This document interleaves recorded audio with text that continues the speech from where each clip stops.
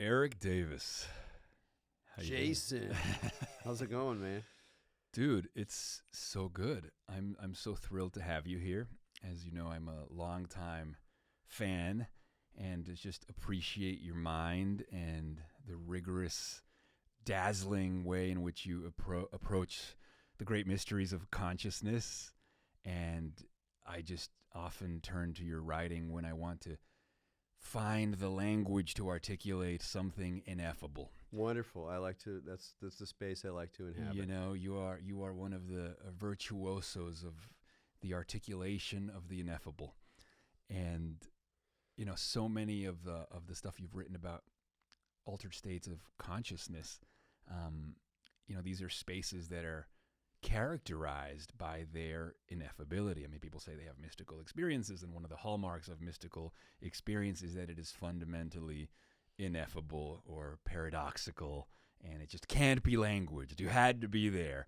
And I can appreciate that maybe empirical language doesn't always do justice to the experience unless you're Erik Davis, but I think that what you do beautifully is that you can bring a sort of rigor to these domains and a languaging to these domains while acknowledging what is fundamentally poetic and where the limitations of empiricism lie in trying to assimilate or understand or bring into language or bring into time and into coherence that which is fundamentally on the other side of the lines and beyond the day-to-day. Yeah, well, the word beyond is key. I mean, that's something I talk about in High Weirdness in particular. I sort of say, you know, throughout this book, I'm going to refer to the beyond or the outside, sometimes the other, which is a little different because sometimes the other has a sort of personality that the beyond and the outside don't.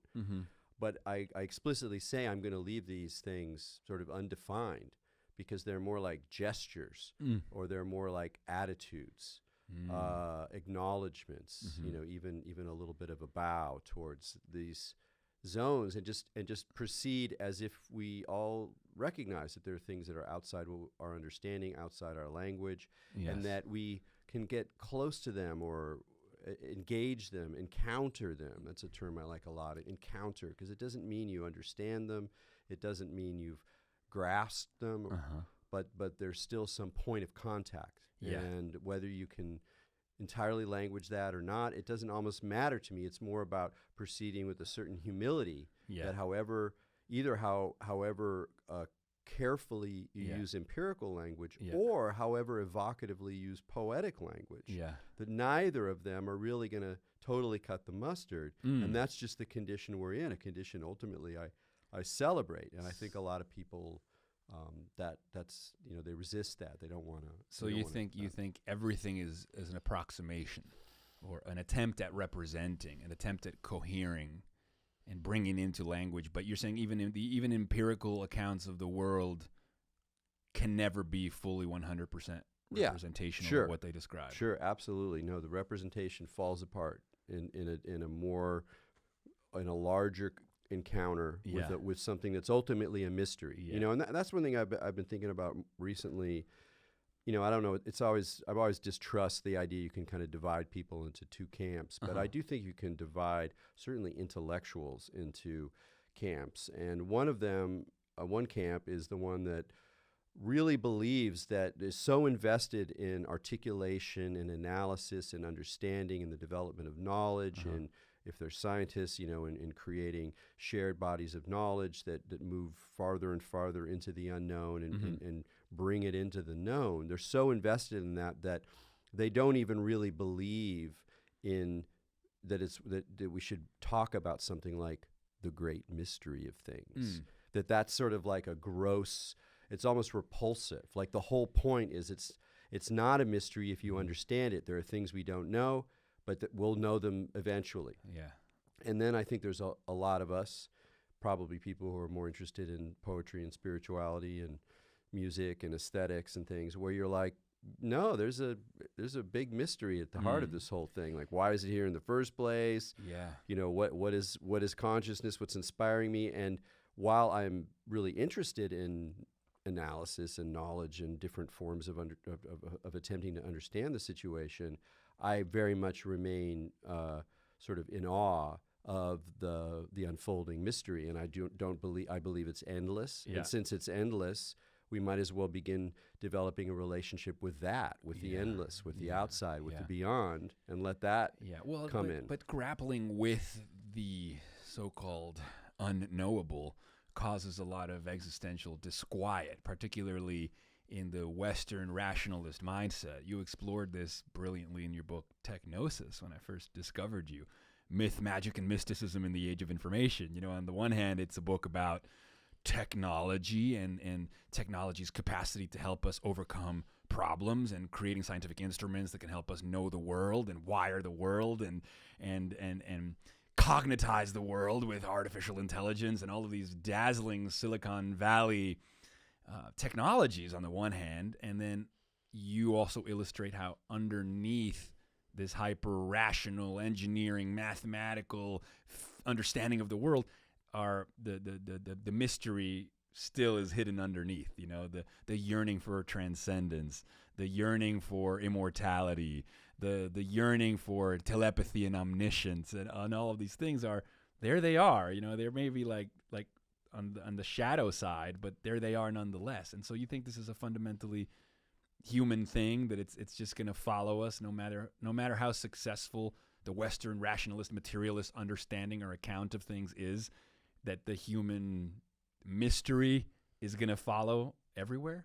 I don't know about everywhere. I mean, I'm comfortable. I'm enough of a pluralist that I can believe that some people really inhabit a kind of fully rationalized world where their emotions, how they deal with problems, how they deal with the unknown, how they make decisions, can be so rationalized that then in some sense they're just sort of operating in this kind of efficiency, productivity, knowledge-based mode. Yeah. And for them, there maybe are no real mysteries. There's just problems that haven't been solved yet. And that's their kind of existential world.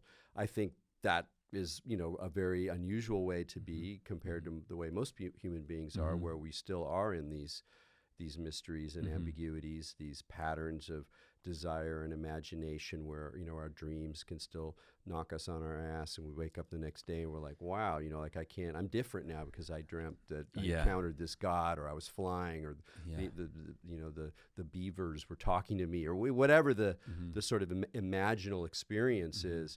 It still really changes most of us.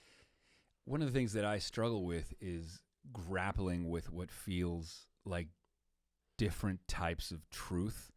And, you know, I guess I find some comfort in, you know, when the Greeks talk about Chronos and Kairos, so that there's two modes of describing the experience of time. There is sort of mechanized cognition, consensus time, empirical time.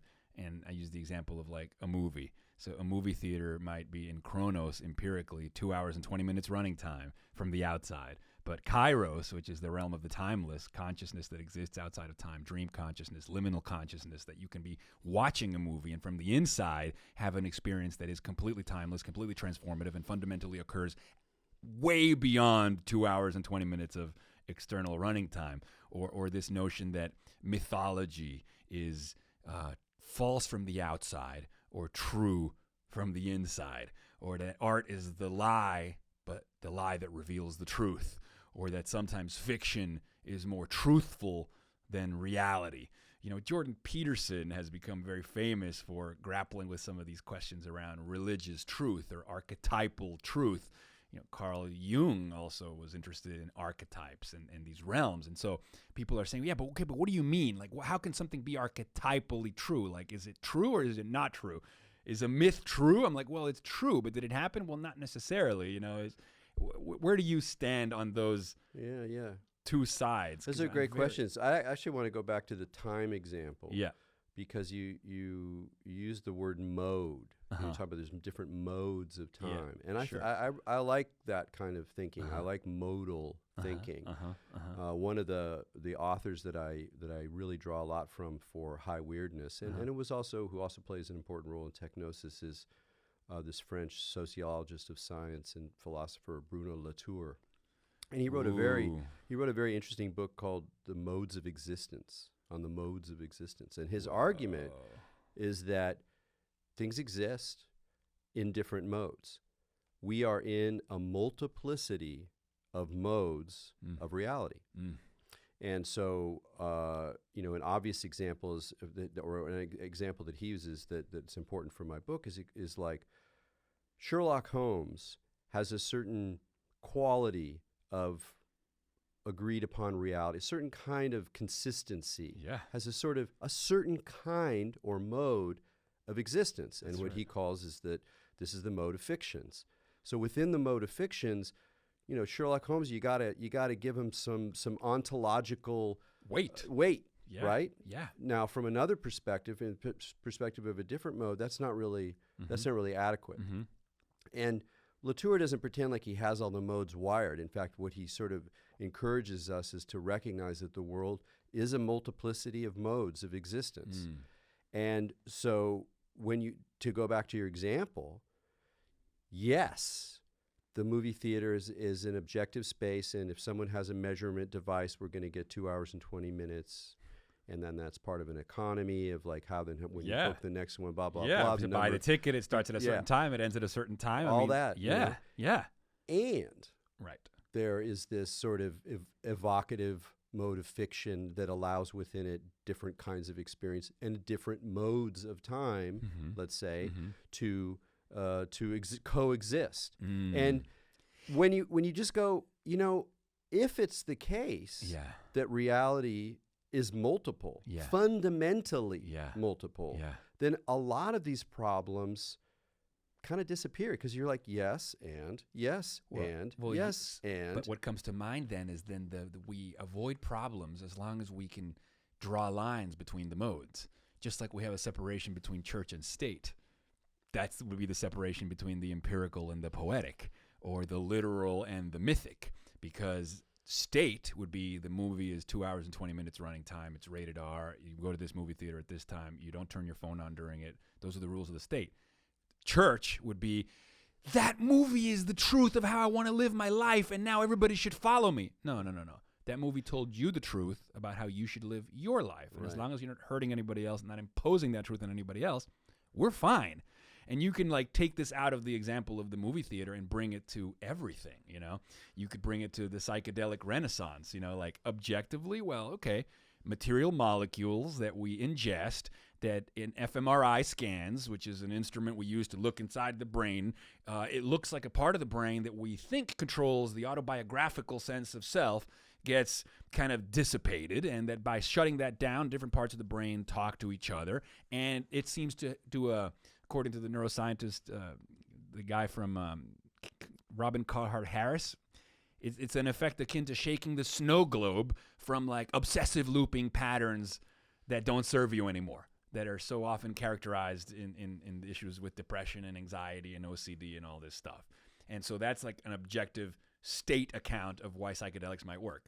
The experience of shaking the snow globe in the brain, dampening the default mode network for 5 to 6 hours in a safe environment, allows the person to see themselves and see the world from a distinctly different vantage point, and that maybe allow them to finally dispense or metabolize these patterns of thought that have been so ingrooved that don't serve them anymore. That's state. Separate that from church. Church is, I fucking trip balls. I saw the universe. I became one with everything. I realized that death is an illusion, that we're all eternal, and now I'm going to sit in cacao ceremonies and wear funny hats, and all is good in the world. But the problem is when that person has that experience, a church experience, and then wants to become the shaman and wants to tell everybody else what to believe about their own interior experience. Because this is the problem nowadays between, totally a problem. Saying you're entitled to your opinion, but not to your own facts. Maybe a better way of saying that is you are entitled to your own poetic facts, but you're not entitled to your own empirical facts. You're entitled to your own church, but not to your own state, for the most part. Yeah, I mean, one way, the problem then is recognizing which mode you're in for any given situation or any given problem, and what are the appropriate tools for that mode. Yes. And that's where people have a lot of trouble, Yes. because I think it's partly because people aren't really embracing this multiplicity Right. approach. Right. Because it's sort of scary, because, people go, oh, that's just postmodernism. You think everything is relative. Oh, it's, and then it's the problem of relativism. And I'm like, Sure. no, that's not quite right. It's not quite right, because there are better and worse tools to bring to any particular mode. Yes. And, if you over time in experience and through pedagogy and through tradition and through innovation and through new tools and all of those things, we come up with we have this huge tool belt, but we're very poor at recognizing what tools are appropriate for what modes, or even acknowledging that there are different modes. Yeah, and it's interesting because, I find somehow, and I have a lot of friends who fall into one or the other.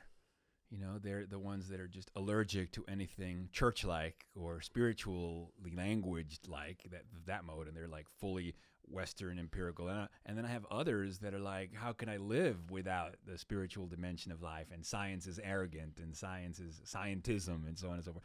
And for me, somehow, intuitively, I've never had a problem with compartmentalizing the different modes. And that kind of compartmentalization, it just kind of makes sense to me. It's sort of like that scene from Dead Poet Society when Robin Williams is saying, huddle up, and he says, no, engineering, science, mathematics, these are noble pursuits necessary to sustain life. But poetry, beauty, love, this is what we stay alive for. And ultimately, poetry, truth, love, or at least poetic truth, these are Kairos. These are church, But state should be engineering, science, mathematics, the noble pursuits necessary to sustain life. There is the division. Or Ursula Le Guin, she says, science describes accurately from the outside. Poetry describes accurately from the inside. Science explicates. Poetry implicates. Well, one of the things that you're also talking about there is that you're not just making distinction between science and other human pursuits, but you're using this balance of state and church. And I think that's really key, because one of the ways of saying what's happening to politics now, and I don't want to dive into the whole shebang, but just to make some meta comments about it, is that I remember very distinctly a friend of mine, he was British, and it's kind of a British attitude, although they're not living by it at all any more than we are in the States. But he said, the thing about politics and politicians is that it should be really boring. It should be boring. That's right. It should be this sort of instrument of attempting to deal with different demands and navigate to the best you can given the situation. That it should be kind of procedural, pragmatic, not poetic. That's right. But what's happening now is that the poetry, and it's not very good poetry. No, it's not. But it is poetry. That's right. Is now in the heart of the state. It's grotesque. Like it's so we have these. I would call it like circus poetry, reality show poetry, but it's still poetry in that it's fucking fiction and plays with language and plays. It's not good poetry, but it is like calling up old archetypes. It's like you can see the archetypes, and conspiracy theory is another example of this. Conspiracy theory is where you take the operations of historical thinking that involve empirical facts, dominant discussions, including the possibility that these are not all correct and that there are things we're not acknowledging, but that's all part of conventional historical thinking. So you take the engine of historical thinking, and then you inject all these, let's call them, poems or fictions or visions or this internal realm stuff. That's right. Where you have, good and evil fighting battles at the end of time. And that's all. And so then they're mushed together and distributed, and with the collapse of authority, they just are raging. I mean, oh my God, that stuff is potent. That's the fucking problem that we're having today. The porousness between the modes is making everybody really fucking confused, There's another quote, this guy, Alain de Botton out of the UK, I love him, and he had this line that I loved where he said, whereby a poem may be less accurate, and I'm paraphrasing, a poem is less accurate in describing the details of an event than a journalist's account of said event. The poem may nevertheless reveal truths of a deeper sort. So that the journalistic account of it is more of a naive realism, but that the poem reveals truth of a deeper sort beyond the literal grid. But then, fine. But then we should distinguish the grids. Yeah. You know, church and state, the literal grid and the poetic grid, the science grid and the mythopoetic grid, you know, and I live for the mythopoetic. You know, I live for the fucking timeless. The art I make are meant to explore beautiful ideas, but I put a big fucking parentheses around that, and I'm like, I'm making art. I'm not calling it anything other than art, you know? And the importance of that is because when I play in the mythopoetic, I distinctly want to be outside of the default world. And as long as that line is super crisp, I can just be a playful and creative person versus a psychotic person.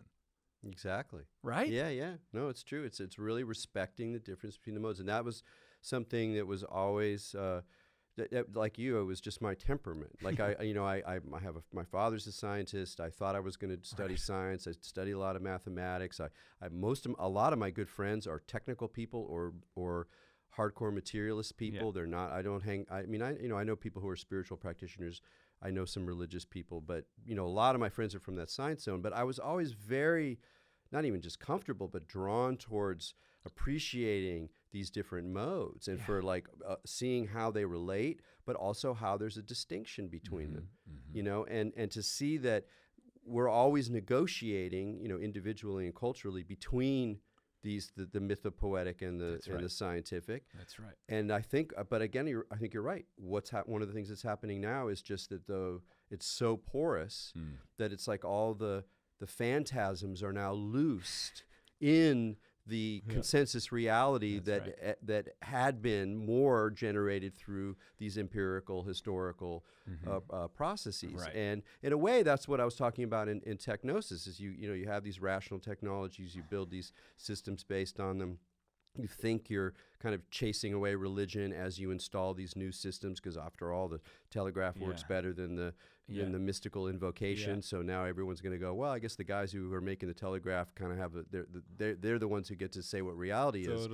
But then the stuff slips in again, and it's not. Unfortunately, it's not just a yen for wonder or yen for transcendence or for the big cosmic view or the overview or whatever. It's also like good and evil, and so once you have evil, then you have demons, and you have demons manipulating, and then you have things behind the thing, and then and then there's another whole element I think that's happening is just the earth. The material world is also sort of losing its consistency as we enter into a period of climate change. So it's not just about the climate's going to become more challenging in all these political, ecological, physical ways. And there's, that's the elephant in the room. But it's also that the climate, that the weather that is our weather is shifting. And so it's fundamentally pulling, again, this sense of some kind of consistent consensus, some kind of agreed upon reality. And as that happens, I think there's also a sense of the kind of non-rational factors of being on a planet become more and more evident as well. This is endlessly interesting to me, especially because on the one hand, I think there is an aspect of the human character that just existentially needs to believe in cosmic specialness, right? I don't know, it was Kafka who said man needs to believe there's something indestructible within himself. Or Dostoevsky talk about the importance of blasting new tunnels between the mind and the other. Like we want to feel part of a larger whole. And on the one hand, well, we are, right? We're made of atoms that were cooked in the furnaces of stars, and Neil deGrasse Tyson says that makes him feel big, not small. So that's like an empirical truth, but also on a poetic level, we just want to feel like we matter. Existentially, we are fucking mortal beings. We can conceive of the infinite, but we watch ourselves age every single day, and the cognitive dissonance of that is horrific. And so we need meaning, and so we want meaning that has its own ontological grounding. We don't like the idea that we're creating the meaning, because then we cut up in the idea that we're just deluding ourselves. But this is a fundamental problem, enough that these fracturings that are happening now, where we don't have like the simple lie or the simple character as a vital lie of culture and religion, whether it was westernized or not, but that gave you a set way of things, that's getting increasingly fractured and porous and frazzled. And so it's leading to this so-called epidemic of mental distress. And fucking A, more people committing suicide now than are dying from natural disasters and armed conflict combined. And this is a United Nations number. Wow. More people than armed conflict and natural disasters combined are killing themselves nowadays per year. That's extraordinary. Extraordinary. Yeah. And so it's like, okay, so we need to figure out like what we believe and how we believe what we believe and what we think about what we believe and on what ontological layer it exists as truth. You know, what are the myths that are true from the inside but false from the outside, and not to confuse those myths versus the facts that are true from the outside and from the inside, no matter how you look at them. But this is where now psychotherapy is deploying a sort of renaissance or rediscovering the material molecules that start to play with these domains, for better or for worse. And this is interesting because you have grappled with this, because I'm going to read you your own quote, because on the one hand, we know now that in controlled environments, whether it's Johns Hopkins University studies, NYU, Stephen Roth, Roland Griffiths, they're deploying psychedelic mushrooms, giving it to people who have profound existential anxiety that's not responding to traditional medication. And a single guided trip, if it ticks all the boxes of a mystical experience, the person is cured of their anxiety. So that's like objective. This experience, this molecule, a particular experience the person had, and they no longer meet the criteria of depression or anxiety, and they engage more with the world. So that's all quantifiable and true. That's enough to legalize these substances. That has epistemic value, so to speak. But then there's the fact that when people describe what they experienced, we can't fit it into our Western models of understanding of the world. I merged with the cosmos. I rose up outside my body. My spirit left. But on the one hand, the researchers are like, if we want to get this shit legalized, we don't want to go there. We don't want to ask about the truth from the inside. We only care about the truth from the outside and the measurable, quantifiable improvements in people's lives. And this is your line, and then you can unpack it for us if you like. We are sweeping such sublimities, the accounts of people merging with God when they have a psychedelic experience, under the rug of side effects, or so-called toxic side effects. The researchers and the partners in the industry are sidestepping, or want to sidestep, the remarkable paradox that psychedelic substances present to brain-based reductionists.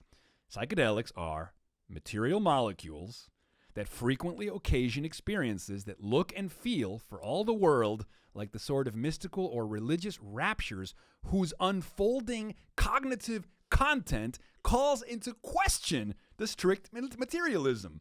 In other words, these reductionist researchers of powerful psychedelics must still squirm before God, or at least before the experiential states that recall the ecstatic reports of mystics. So I always wanted to say that in a microphone. Thank you for that.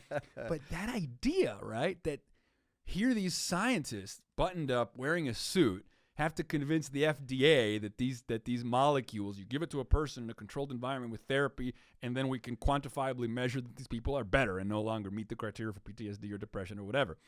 But we're not going to go into what the first person narrative of their experience was, right, And right. so this is what's so interesting is like here we are going back to the separation of church and state, or inside and outside, or empirical truth versus poetic truth. It is the experience of poetic truth and rapture that seems to cause healing, that has a reality bleed-through effect, and has then empirical, quantifiable left brain, state measurable healing. How interesting is that? It's totally amazing. It's really, really interesting. And in a way, the proper pragmatic response is to sort of just bracket those experiences and say, because they do acknowledge them to the extent that they have a checklist that's like, the mystical experience report checklist that's been used for decades. Totally, William James. It goes, and it's based on someone's interpretation of mysticism, which is very questionable from certain other angles. There's a whole thing to be said about why is it that the unitive mystical experience, the all is one, and the sense of clarity and unity and sort of impersonal grandeur, why is that the apex of the triangle? What about, there's a whole immense continent of mystical experiences that involve the encounter with God, you know, the encounter with a loving, knowing personality or person that you have a relationship with of love and the most profound relationship in your life. And that's not just a couple. That's huge. That's whole tradition. So what do we do with those? And then moving over, what do we do with like indigenous encounters with spirits of the forest?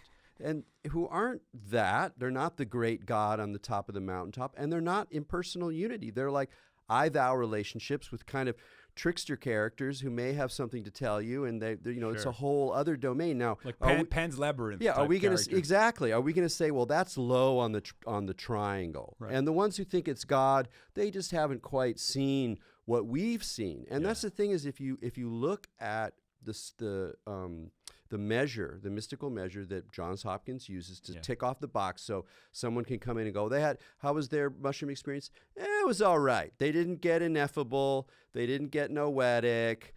So, you know, maybe it's, and they claim that the more you check off these boxes, the more powerful and transformative the experience is. Okay, great. Maybe that's true. But if you ask why are these the boxes, it's a very historical question. And some people are like, you know, maybe at least for some people, those aren't the most important kinds of experiences you can have. And does this really account for the way indigenous people approach reality, the way that profoundly believing Christians or Muslims approach reality? And so even that is kind of like gets us sort of immediately into these sort of murky waters. But I really think that, I mean, it's just going to be very interesting to see, because as this stuff gets assimilated, which it clearly is going to, because there is this mental health crisis, because they haven't come up with anything since SSRIs in the early 1980s.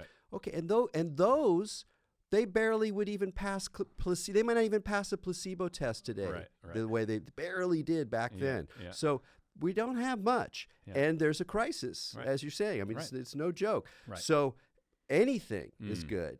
And another little tricky factor that my friend Mike J., who's a historian of drugs as well as a historian of psychiatry, has been really clear about communicating. He just wrote a terrific book about mescaline, and he talks a little bit about this there, but is that if you look through the history of 20th century psychiatry, it's you find these hyped moments where, like, oh my God, we finally figured out a way to deal with these huge, deep problems of human psychology. Like things like lobotomies or electroshock therapy or Thorazine, you know.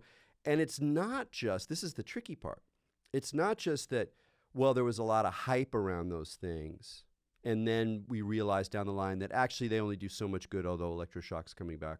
And there's some reason to think that that's good and da-da-da. But what's trickier is that we're dealing with this weird realm between mind and matter, where there's an inside, in your terms, as well as an outside. And so somewhat different rules apply. And it may be the case that when you introduce a new therapy into society, and there's a new therapy, and now we're all doing the new therapy, that you actually do get more results. It really does look like a panacea, like, oh my God, we got it. And then as the years go by, it becomes assimilated into the system, and it's the same guys, you know, doing the thing, blah, blah. It doesn't work as well anymore, you know, and that might have something to do with the way that a lot of psychological tests, when they retest them now, I mean, when psychological experiments, they seem to get a robust response, and then, you know, 5 years down the line, 10 years down the line, somebody else, some other university does it again, doesn't work. That is epidemic in social psychology right now. So we don't know what the heck's going on at all. And so we get to see that happen with psychedelics now. And I think that's the biggest, you know, my intuition is that for now, as far as passing legislation to allow people to have legal access to these treatments in controlled environments, without window dressing the interior experience, you know, let people have their interior experience. That's the only way we pass this into law, where we ignore the contents of the experience as long as the person's better. There are these cognitive philosophers out of Australia. One of them is called Chris Letheby. I don't know if I send you that article in Aeon. was called Psychedelics Work by Violating Our Expectations of Mind and World. And these guys, they're cognitive philosophers, so they are materialists. They believe that consciousness resides in a material brain, and therefore that all the stuff that happens during a psychedelic experience is originating in a material brain. But they still believe that psychedelic experience can, even though they call into question strict materialism, that doesn't matter, because what they believe is that what matters is their epistemic value, in that if a person has an experience, right, where they encounter, in the words of these guys, an experience of knowledge by acquaintance versus knowledge by description, that then has quantifiable, better results where the person is engaging with the world more because they're not anxious or depressed anymore, which means they do more things in the world, and then we've effectively treated them. And that's all that matters. And this was very interesting because, they say that the diseases of anxiety, the mental health diseases of anxiety, of depression, of OCD, that they all share this similar rigidity of thought. So if we have the famous lenses of perception or the lenses of expectations, we don't see the world as it is, we see the world as we are, and we see with our lenses and through our lenses, but we don't always see the lenses themselves. So they talk about the example of somebody who's in the throngs of a depressive psychosis or somebody who's really anxious. So you can grab a depressed person who's like, I hate my life, I hate my job, it's all hopeless, and I'm like, dude, let's just get you on a plane and go to Cape Town. And let's fucking take you surfing. You've never surfed. Let's teach you how to surf for a week, Let's smoke a joint and go on safari. Let's have you encounter the elephants during golden hour in the middle of the safari. Let's see what happens. And then, that sounds awful. It's going to be boring. Because you assume that you're going to take yourself with you wherever you go.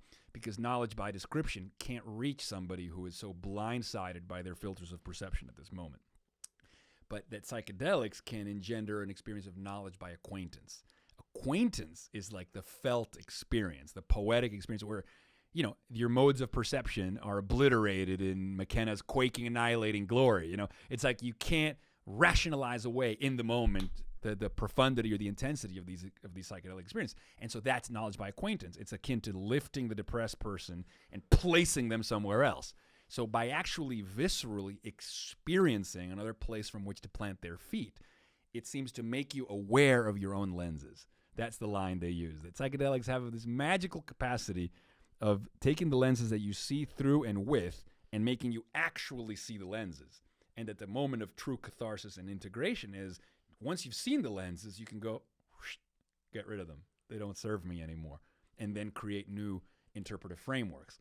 So that they sidestep going into the debate about the metaphysical or ontological truth of the contents of the experience, because they're ultimately what matters is that you had a profound encounter with a different way of seeing things that finally dissipated those rigid patterns of thinking. And that, I thought that was an interesting. I think that's great. I don't think it's necessarily helpful to go into the metaphysical questions. Mm-hmm. I think that there is something strange that happens if you try to ignore the sacred dimension that people experience, or the way that they experience it. That there's particularly something strange about the question of entities. To me, that's where things get really interesting. Mm-hmm. So if you have a impersonal, I'm one with the cosmos moment, great. But what if you're in that space and then suddenly you're aware that you're actually part of a panel of entities from around the cosmos, and you're all sort of sitting around this cosmic table kind of looking at each other and recognizing that nobody knows what's going on, but we're all kind of in this room together. Suddenly there's a quality of relationship that appears in that. And lots of psychedelic experiences have these, as well as experiences of profound unity. But they're much, much more strange, difficult to talk about. And that's, one of the themes in High Weirdness is that these three guys that I'm talking about, Robert Anton Wilson, Philip K. Dick, Terence McKenna, that they all encounter in the midst of all of these different dimensions and science fictional operations and rushes of energy, they encounter these sort of entities. And now is there an epistemic value to that? I think there is. Well, it's like people who talk to aliens that tell them what to do, whatever. As long as the aliens are telling you to be kind to thy neighbor, fine. But if the voices in your head are telling you to shoot up a schoolyard, then that's the problem. My problem is when as soon as you start talking about entities, I start to worry about what's the difference between this and a schizophrenic who hears voices. And it's very, very difficult to make that distinction. I mean, James Kent, who's a longtime psychedelic researcher and does Dose Nation podcast. He just did this withering critique of psychedelic culture, and in one of his episodes, he talks about how like he tells a story of like these buddies who like took some mushrooms, and one of them ended up like chopping the other guy's heart out with a knife, sure. And then the cops come and he's all covered with blood. And he said, "Oh, he was a demon or whatever." And then you're like, okay, well, whatever told him that was the case, whatever spirit, like if you're gonna say, well, no, that's psychotic, right? Where do you draw the line? 100%. And my intuition, man, and again, this might be because I like to. I like to entertain wild ideas, but in the end, Occam's razor, right? Like I'm really, the idea of set and setting, and the idea that psychedelic trips are constructed by culture, set, and expectation rings very true to me. Me too. So a Christian might have a psychedelic experience and actually see Jesus. An indigenous person might see the trickster spirits in the forest, because that's kind of the stories they grew up with that have been seeded into their subconscious. And if psychedelics are ultimately non-specific amplifiers of consciousness or gateways to the unconscious or patterns of mind and thought that are disinhibited from the handshake that we make every day between our projections and illusions and the world that we encounter. And as long as that, when that handshake is okay, like I can sprinkle some magical thinking on the world that I am special and that I am here to do cool things and this and that. As long as that handshake's okay with the feedback I'm receiving, then I'm a well-adjusted person. As soon as I'm sprinkling magical thinking that is incongruent with the world that I'm encountering every day, now I start to be a person that has pathologies, of some sort. Or a following. That's what I mean. Well, right. There's a difference between a crazy person and a genius. The genius has an audience, like people follow him, and then they create a that's when somebody can lose out of touch. They get too famous and too many yes people around them, and they literally now have a handshake with a different reality that they encounter. But I want to get back to the entity thing, because I want to finish my thought, which is it's not. I want to make clear that I'm not talking about that there really are these incorporeal cosmic intelligences that we're communicating with. What I'm saying is that the condition of finding yourself in an I-thou relationship in psychedelic space, to me, indicates another dimension of healing, which relates to something else you talked about earlier, particularly talking about with both depressed people and anxious people. There's a sense of disconnection from the world. That's right. So what does it mean to be connected to the world? What does it mean to be connected to the world, not in the usual Western tool using manipulative agent mode, where like I'm going out in the world to satisfy my desires and achieve power, and I'm going to manipulate the situation? Or what does it mean to relate to the world not in that mode? It's to have the I thou. It's a relational situation. So for me, intersubjective. The entity is a mark of a model of relationality that applies to completely ordinary situations. Our relationships to other people, our relationships to the material conditions that we actually live in, to the material institutions, but particularly to the planet. And to be able to appreciate that there's a tremendous value in the I thou, in terms of mutual responsibility, in terms of thinking in terms of systems rather than in terms of human desires alone, so that actually that agent encounter, that entity encounter, is kind of like an initiation into a different way of relating that ties us back in. And it's not easy, because we're being tied into a situation that's incredibly challenging right now. It's not like, I'm one with the universe, then great, that's happy, I guess, for you. Wonderful. But like if I'm one with the planet, it's like the planet's like, whoa, this thing, the people, a lot of creatures, whole worlds are dying. That's right.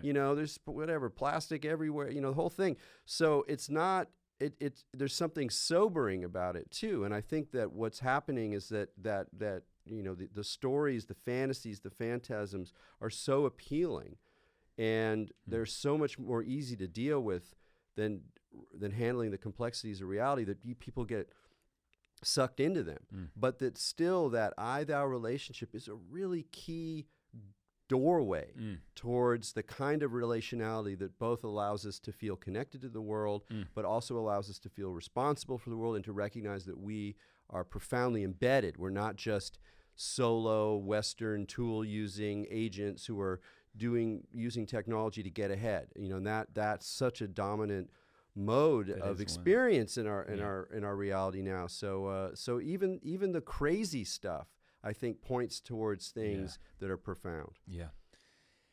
Yeah. Well, and then grappling with the crazy stuff, or experiences that on the one hand you have undergone, but that fall outside the scope of understanding, or you cannot account for them using the normal ways of accounting for reality than you're used to, raises a lot of questions. Yeah, we're looping around to what we talked about initially, because for me, when I one of the stories I have is like, okay, my book, what is it about?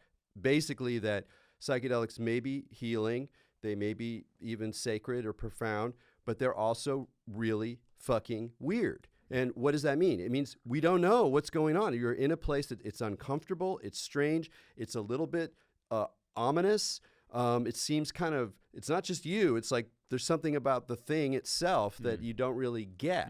And to me, that's a really important, beautiful emotion. And not just emotional, like a mode of relating to the fact that there's always more than you can fit into your system, that the world is larger than any of your maps and models, and that perhaps right now, even in particular, we are, even though it's difficult and a lot of people are running in the opposite direction, that those of us who can take it, we need to expand into increasingly uncomfortable spaces of recognizing what's going on, including the profound discomfort of recognizing that it's so complicated that there's no way we can understand what's going on, and really to be in that.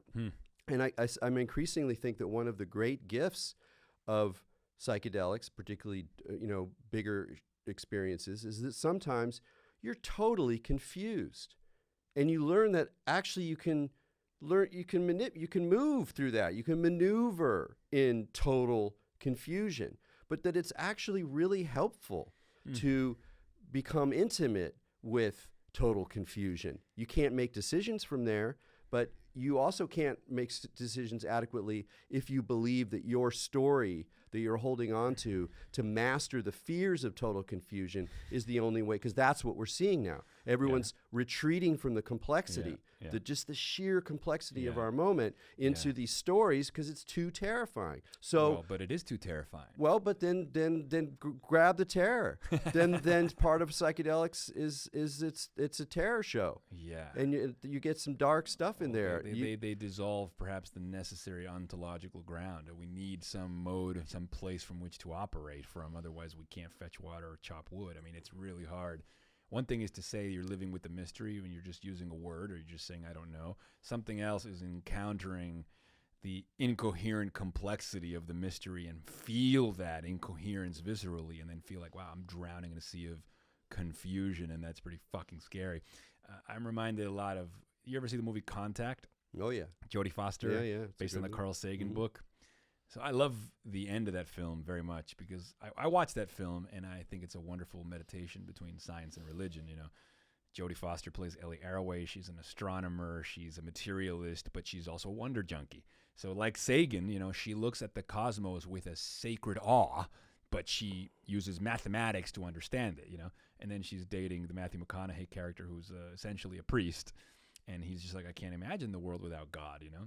And then the sort of climax of the film, for those who haven't seen it, is, you know, they get a message from space, and it has all this mathematical equation that they figure out, supposedly from the intelligent aliens, to build a vessel. And then they build this contraption that spins, and the idea is that it creates a vortex in space-time, and then the capsule is meant to be dropped through the vortex, and they think that it's going to get slingshotted across the universe. So now Jodie Foster is in it. You know, she's built this thing with alien technology. I mean, it's like you have like a cognitive orgasm in anticipation of what's she gonna find, you know. And then they drop her through it, and you get the camera angle from outside the ship, and it shows that it's released into the vortex. But then we cut to her own experience. And now we're inside the ship with her. She's wearing a handheld or a head-mounted camera. And we see her, I guess, ultimately, her experience. And her experience is that the thing opens a wormhole. She goes to the other side of the universe, freaking witnesses celestial events, meets the aliens who incarnate as a virtual reality rendering of her father in her childhood beach to tell her everything is going to be okay. And there's a mystery, a grand mystery we will never know. Small steps, Ellie, which is what her dad used to tell her. And then we cut back to the outside camera showing that the ship fell right through the vortex, didn't go anywhere, was on camera the whole time except for a microsecond of interference. And now she is like, what year is it? I went. No. And the whole movie up until this point, she's mocked religious people for their encounters with the mystery. And now she has to sit in front of a panel of scientists and say, I had an experience. I went across the galaxy. I met the alien. But as a scientist, I have to concede I might have just bumped my head and hallucinated the whole thing. You have an inside-outside dichotomy. And if the movie ended there, that would already be a brilliant, frustrating end of the mystery because, you know, you're rooting for her. You saw her have the experience. You believe her until you, like her, has to concede, well, hey, that sounds like a fucking thing that she imagined. But then the last scene is they take her head-mounted camera, and they're like, oh, it only recorded static. But then they're like, well, that's not the concern, that it just recorded static, but that it recorded 15 hours of static, even though she went through that thing in 5 seconds. So then the director's basically wink, wink, saying, okay, look, it was a wormhole. It folded space-time, and shit can get weird.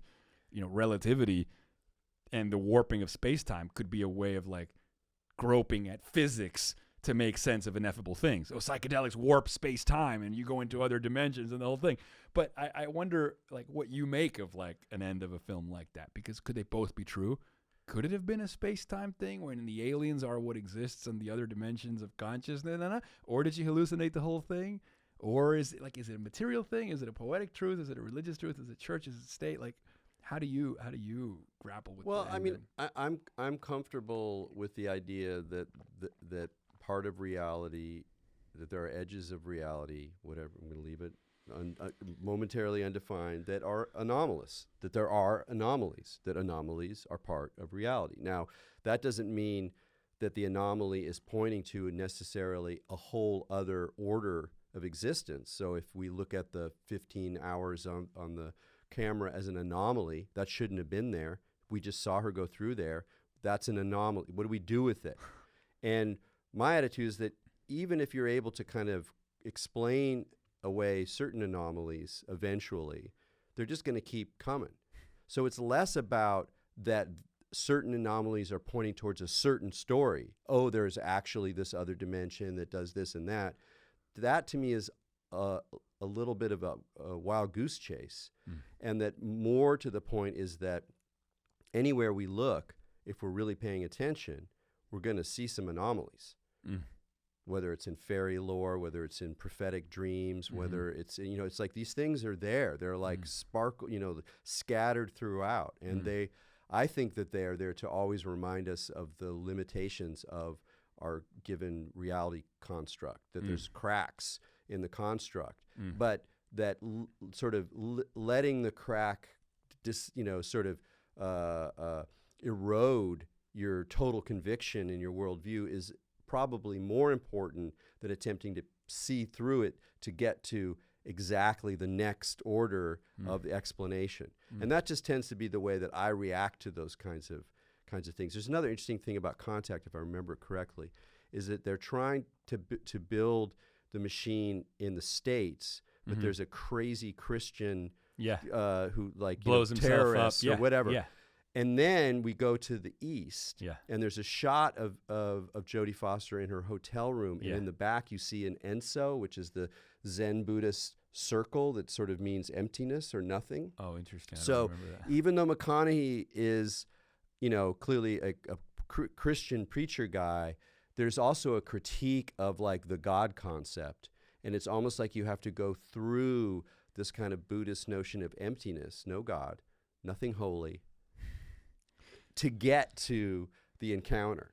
And I thought that was a really interesting little bit of the movie. That reminds me of when you wrote about the Matrix, and you talk about the Neo melting into the mirror and undergoing the mystic psychotic collapse, and then having to walk in the Bardos in before the world recreates itself, like the Bardos after the pixelating wake of like fully dematerializing or disappearing or dying, and then being in the bar of the nothing before something else emerges. I mean, it seems like that's a pretty interesting parallel. I think that that's related to this idea of the crack. Mm-hmm. You know, it's like, oh, it's just a construct. Can we just stay with it's just a construct instead of going immediately to, well, it's a construct because these other forces are creating this other story, and behind the construct is this other order of power, and this is what's actually happening. Mm-hmm. Everybody wants to go there. What does it mean to just be like, wow, it's a construct. The rug I'm standing on is on nothing. Yeah. And that's it. Be in that moment. You know, the example that I'm thinking of. This is something I've been like kind of practicing for a while. It's like I like to take naps. I like to do what my wife Jennifer Dumpert calls liminal dreaming, meaning like to kind of surf on the edges of awaking, awake and asleep, going kind of into this beginning of the dream realm, but I'm not quite asleep, and you just kind of play with that a lot. And one of the things I've been teaching myself is when you wake up from a nap. I mean, you wake up any place, but you know, or if you're traveling or whatever, it happens a lot. You know, there's a little moment where you don't know where you are. Once in a while it happens. Right, once in a while. Very rarely, but it was very scary. The one time right. it happened, I was very frightened. Yeah, so because I actually had to think really strong. Right, but what I've taught myself to do is when I have that, including that shock, instead of trying to figure it out, I just remain in the not knowing where I am. And it just, boom, it just explodes. Really? It's a very beautiful, strange intimacy with this not knowing, which is just one of my big themes, whether I'm talking about mystery, whether I'm talking about, well, we can't really say what the cosmic metaphysical reality is beyond these experiences, or whether I'm pointing out the way that different accounts of reality smash into each other and we can't really determine between them, is not a kind of not knowing where you throw up your hands and you stop trying to explain things. It's really becoming comfortable and intimate with the everyday experience of mystery, of being awake, of sitting across the table from the others and recognizing that nobody really ultimately knows what's going on, but at least we're having a really good conversation. We're having a really good conversation. We're working on it. You know what I mean? And, well, it's like that quote that says like something like, we're all falling through space. Nobody knows what the fuck is going on, but the good news, there is no ground. Something like that. I don't know if you've ever heard that quote. Yeah. You know, I can relate with that. And I wonder sometimes, okay, fine. Look, there's ineffable mysteries, or there's things that can be Can we F the ineffable? Yeah. There's things that can be deconstructed, and there's things that can be explained. Like, you know, when I watch a movie, I know, okay, this is 24 frames per second, creates the illusion of motion. You know, these actors have memorized these lines. This has been edited together into a sequence of events that I can only make sense of because it operates the way my consciousness does, right? Attention represents the close-up, foreboding represents future projection, flashbacks represent the memory of the past, and that cinema is actually consciousness meets its own process when we watch movies. And the reason that we can have those experiences is because it mimics interiority more than empirical reality. And so then understanding that tells me, it's like, oh, okay, so we are dual in our beingness. We exist in a consensus-like empirical reality to the degree that we can manipulate it so that airplanes take off and land and communicate with each other, and Shannon's theory of information makes it so that I can freaking do fucking FaceTime calls with a device made of plastic and metal and see other whatever. Like, there are mysterious things that we can still account for in that outside world. But then there are interior experiences, like my consciousness encountering a Chris Nolan film when I'm a little bit stoned in the theater, and I'm having a profoundly church-like, mythological, Joseph Campbell-esque, out-of-time, transfigurating experience that's seeding my consciousness with great truths that are going to then affect my behavior in the world, adjust my baseline and how I feel about life in general, and that I make friends enough with those two sides, those two modalities, a deeply spiritual spiritual, religious, mythical interior life, and with a grounding in an external reality that is infinitely complicated too, airplanes that fly and smartphones that video conference and our voice turning into electrical molecules being recorded by these cameras. And that's also true, and that they're both true, but they're just like it's an analogy you could draw from physics. Newtonian physics on one scale, relativity physics on another scale, quantum physics on another scale. And different rules emerge on different scales. So you could also argue that different rules or principles or set of behaviors emerge in different modes. So we could sort of borrow that consolation from physics. I'm like, well, shit's just different on different scales. How about like reality is just different on different modes? I mean, yeah. What do you? Yeah. I mean, I'm trying to find some kind of peace or resolution. Maybe there isn't any. No. I mean, that's part of it is that is to grow comfortable with the possibility that we are in a zone within which multiple modes are operating, and that our desire that's based on science, that's based on the way our brains work, or it's based on language or whatever, to unify them or to dominate them with a particular story is going to be so challenged by the nature of the situation that it's much better to learn to bring the appropriate tool to the appropriate domain, to recognize that all domains are not one. They overlap. Yeah. They interact. Sure. It's not like a sky high wall by any means. Right. Sure. But sometimes I can get high on cannabis and have a really good time, and then start feeling a little anxious in the trip, and then I realize I really have to pee.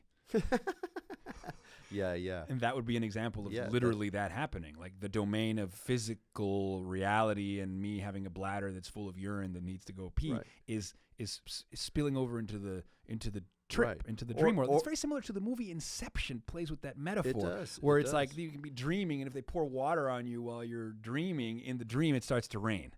So there's bleed-through effects between the modes. Right. And so accounting for that allows you to steward the experience you have in each of the modes. Right. And then also to not become completely absorbed into any of them. For example, you can have your transcendental experience at the Hollywood cinema, but there's, sometimes there's arguments to be made that, those experiences are themselves part of a larger machinery of distraction that is very consciously deployed in order to keep a lot of the minds occupied. Oh yeah, give them their Joseph Campbell, Here with a Thousand Faces schlock, to keep them all obsessed and in these little circuits of media, so they're not actually asking questions about other things that are going on. Now, I'm not saying you shouldn't, reap, mythological and sacred data or inspiration from wherever you can get it.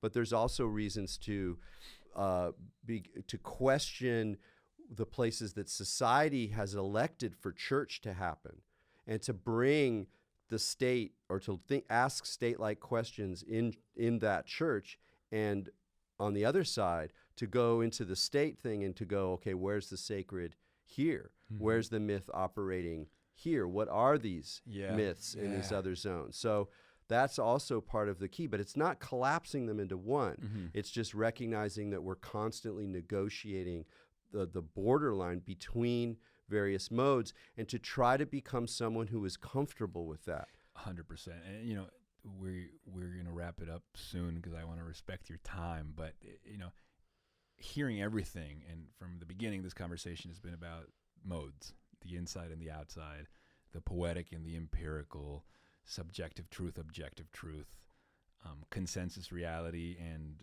your own reality, your own experience, church and state, and the analogy of government works better when we separate church and state, and we'd have to make sure that we keep our modes separate, but knowing that they occasionally bleed into each other.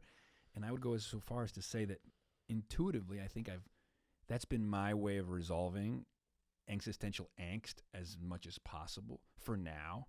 We'll see when I'm 80 years old and I can no longer deny one of the modes. but for now, look, I know that I need to eat 3 times a day. I know that I need to go to the bathroom and metabolize food. I know that I need to lie down in a bed 8 hours and fucking go to sleep. You know, like there are things that are non-negotiable in one mode. In fact, they're nourishing. Sleep and food are nourishing. But what's also equally necessary and nourishing for me is to have mythopoetic and aesthetically oriented nourishment. So I need to listen to music that makes me cry. I need to disappear or lose track of my own boundaries when I watch a movie. I need experiences of absolute immersion or absolute unmixed attention, what Weil calls, which is a form of prayer, you know, where I disappear. You know, Diana Slattery's idea that all interpersonal transformation, education, or persuasion takes place when you are completely absorbed in something. And so for me, the mythopoetic is a chance to surrender all agency into some construct, some aesthetic construct that will carry me away towards ecstasis, catharsis, and communion, as Jamie Wheel says. And that, as long as I know what I need, I'm okay. Do you know what I'm saying? In both modes. Know what you need in every mode. And I feel like that's a way of finding like the closest thing you can to harmony. Yeah, I think that's true. And I think that's also just part of it. Seems like you do it too, because with all you grapple, how come you're not a paranoid mess? You know what I'm saying? Like with all you grapple, your basic disposition and demeanor is like, hey, bro, yeah, you're chill. Yeah, no, because I have a lot of practices behind me because I pay a lot of attention to food, to diet, to exercise, to meditation, to yoga, to, you know, reading and listening to those things that inspire me or that allow me to move through that. So what I do intellectually or in terms of my expression is just part of the way that I navigate my life. And I don't really think of myself as the guy who's thinking all these things. You know, I'm this other guy who does all this, who has this life, and I'm doing all these things and whatever, in a relationship, you know, really working on that. And, you know, it's easier now. When I was younger, I was much, much more, angsty, way more angsty, very, you know, anxious, worried, depressed, you know, the full gamut of, you know, sensitive neurology kind of approach. And, but I took that as a encouragement to develop practices that would enable me to be more steady, to develop my own kind of center of gravity. So if we're both, you know, if we're all just falling through the void and there's no ground, well, there is something like a center of gravity that you carry. That's right. You know, you learn that if you're like running down the mountainside, you know, you're like, wait, how am I not just falling apart? Well, because I'm actually kind of moving it with my own body. You do Tai Chi, you're like moving your energy center around your center of gravity. And so there's a way of living that way too, without the expectation of totally solid ground, and yet being grounded in your practice and even in the regularity of practice and what that gives you. So there's a whole other side of me where I could just be talking about meditation and practices or whatever, and I've just chosen to not, you know, I'm talking about it more now than I used to. Yeah. But it's taken me a long time. I mean, I'm in my 50s, and you know, it's gotten better, way better. Yeah. But it took a long time. You know, when I was a young person, it was much more challenging to be me. Mm-hmm. Interesting. Yeah. Well, I mean, it feels like in the end, there's got to be this intention of, for whatever it is, I'm gonna make it work for me. You know, I'm gonna come up with a way of making it work for me. You know, like as long as the keep the neurosis at bay. Have rationalizations that are useful but not pathological, stay somewhat open but remain grounded, have flights of fancy but make sure you eat so you don't have a manic episode. Like, you know, it's like make it work for you. And I hope that people can develop those intuitive muscles to, you know, to figure out a way of how to play their note, you know. Yeah, great. So, Erik Davis, thank you. All right, sir, it was great. Dude. Any closing remarks or places you want to send our audience to? TechGnosis.com. Yeah, I mean, I still just crank it out there, and you know, High Weirdness is going to be out in paperback in September, and it's doing really well. People like it. It's challenging but rewarding. So you know, if you like a challenge that's rewarding, it's probably for you. You know what I mean? So beautiful. So I'm just still talking about that. And just one more question, because I just remembered I wanted to ask you this. Where do you stand on synchronicity? And Whoa, serendipity? dude! It's like, is that too much? Like we get to the end, and you're like, oh wait, I got this little, I got this can. Oh, it's full of worms. Oh, here they are. They're all on the table. Okay, fair enough. That could be for part two. I'll give you the brief. No, you asked it, so I'll just throw in. Okay, a few, please, because you wrote an essay on Burning Man that I loved called Beyond Belief, and you talked about the demolition derby of reality constructs colliding on a parched void. You talked about pocket universes and the juxtaposition of those pocket universes. You talked about evanescent lightning bolts of meaning in the perceiver's mind. And then finally, and I'll never forget this, you said that the juxtaposition is the formal operating space of synchronicity. Yes. And I use synchronicity and serendipity interchangeably. So if you like, take a few minutes. Well, I'll close on this one. Just it came up recently with another conversation. One sort of point to make about synchronicity is if we experience them a little bit, have one, maybe one the next day, whatever.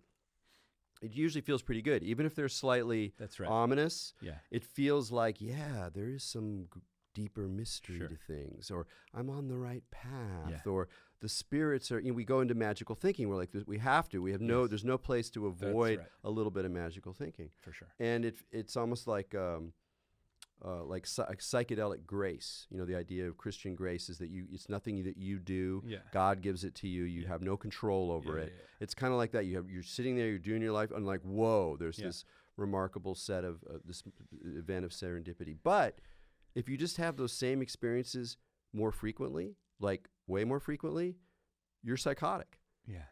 So, and I say that not to say that synchronicity is an indication of psychosis at all. Yeah. It's that with synchronicity, as well as so many other domains of altered states and marginal forms of consciousness and spiritual this and trance that and magic this and all that kind of stuff, it's a spectrum.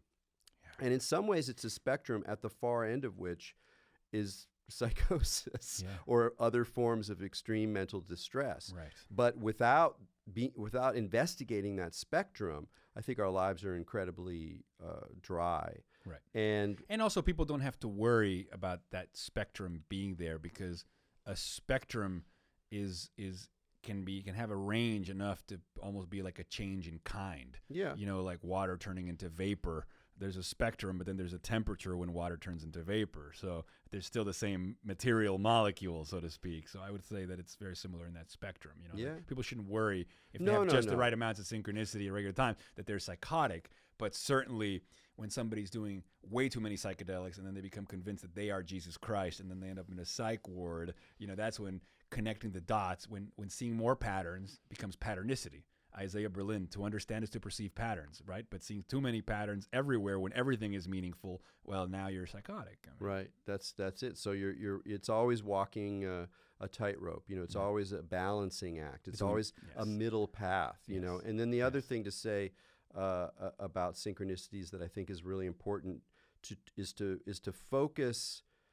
It's the same kind of message I've been saying. Is to focus on the actual phenomenological experience of encountering the sense, the deeply intuitive, powerful sense that there's some other order of reality or meaning. Yeah. But don't attempt to understand what that other order of reality actually might mean. That's partly the way that you build a psychotic response. And instead, synchronicities are both revelations and veilings at the same time, because they're pointing to some other order of reality that's orchestrating all this.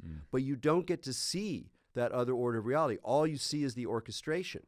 And to me, that's what it is. It's the simultaneity of this revelation with a veiling. Wow, that's so good, dude. Write that one down, man. Wow.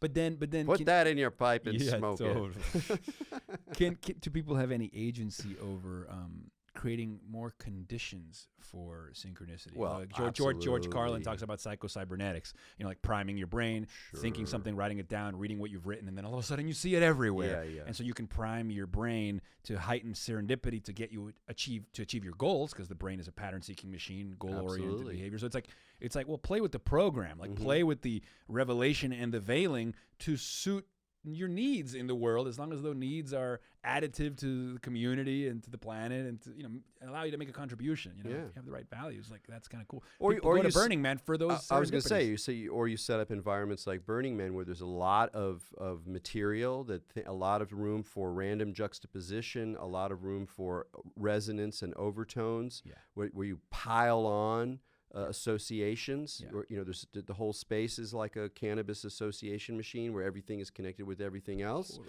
So then you're going to have more of those kinds of experiences. I think that's partly why cognitively it's so refreshing to go to festivals. It's not just we have fun or that we press our boundaries or that we can socialize in a kind of quasi-utopian space where we can leave a lot of the normal bullshit aside. I think it's also cognitively stimulating and refreshing to sort of be in an environment where these things are kind of happening without our will, or you know, we set them in motion in that way. So I think that's a really can be a very tasty way of nourishing that side of ourselves that needs that sense of magic. Needs that church, man. It needs that church. Oh God, I could talk to you forever.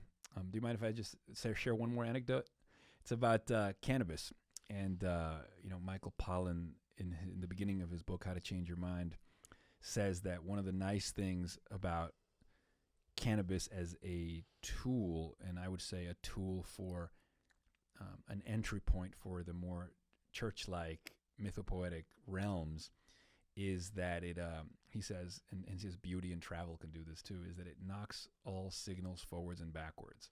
The automatic thing that the brain does of taking data from the present, comparing it with data from the past, and using that to predict the future. The been there's and seen that's of the adult mind.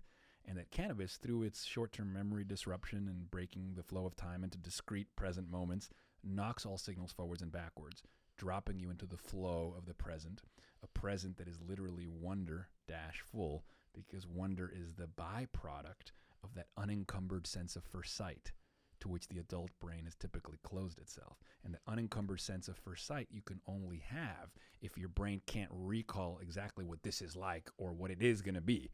And so you're encountering the world with a virginal noticing. And so when you put yourself in that state, you're highly suggestible and highly malleable to stimuli because your defenses are down and you're quick leapfrogging to the future and to the conclusion. And so in the combination of something like cannabis with a festival, with a movie, with listening to music, you know, with toolkits and or constructions around you that also are working with the cannabis to create a portal into the church, into the sacred or the poetic.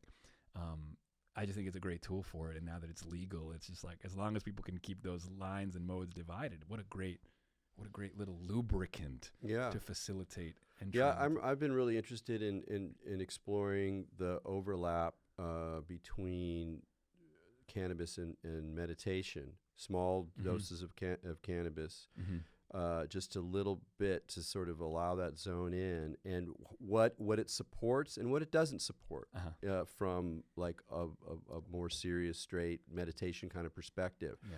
And one of the places it supports, I believe, is precisely in the ability to be present to phenomenological flow states. Yes.